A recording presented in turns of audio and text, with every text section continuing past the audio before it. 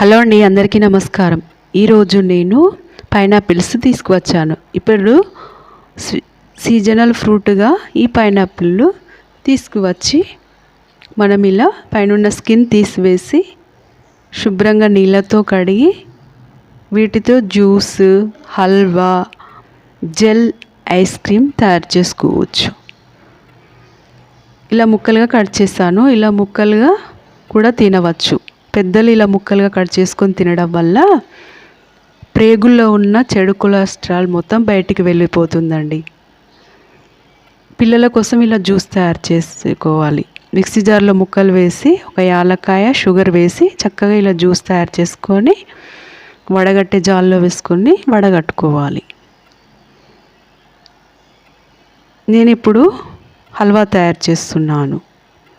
ఒక 2 స్పూన్ల కార్న్ఫ్లోర్, కొన్ని వాటర్ వేసుకొని ఇలా కరిగించి పక్కకు పెట్టుకున్నాను. స్టవ్ వెలిగించి కడాయి పెట్టుకొని అందులో ఈ జ్యూస్ వేసుకొని అరకప్పు షుగరు, యాలకుల పౌడరు, అరకప్పు పాలు, ఈ కార్న్ఫ్లోర్ వేసి మొత్తం దగ్గరికి వచ్చేంత వరకు కుక్ చేసుకోవాలి. మన ఇంట్లో ఏవైనా డ్రై ఫ్రూట్స్ ఉంటే బాదామ్స్, కిస్మిస్, జీడిపప్పులు అవి సన్నగా కట్ చేసుకొని వేసుకోవచ్చు. చూడండి ఎంత బాగా ఉందో. నోట్లో వేసుకుంటే వెన్నలా కరిగిపోతుందండి. చాలా టేస్టీగా ఉంది. పిల్లలు పెద్దలు ఎంతో ఇష్టంగా తింటారండి. ఇలా హల్వా లాగా తయారు చేసుకొని తినవచ్చండి. స్కిన్ ఆరోగ్యం బాగుంటుంది, హెయిర్ గ్రోత్ బాగుంటుంది అండి. బోన్స్ బలంగా తయారవుతాయి. పిల్లలకు పెద్దలకు ఇప్పుడు ఇమ్యూనిటీ పవర్ బాగా అవసరం కదండి. అందుకని ఇలా సి విటమిన్ ఉన్న ఫ్రూట్స్ని ఎక్కువ తీసుకుంటూ ఉండండి. ఇమ్యూనిటీ పవర్ బాగా వస్తుంది.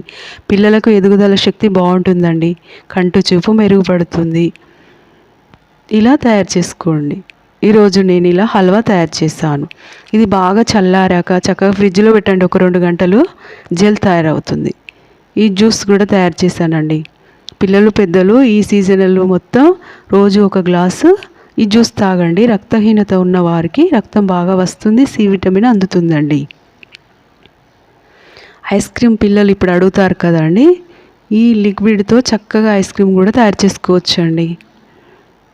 ఐస్ ట్యూబ్స్లో ఆ లిక్విడ్ పోసి చక్కగా ఐస్ క్రీమ్ కూడా తయారు చేయవచ్చు. ఇది నేను జెల్ తయారు చేశానండి.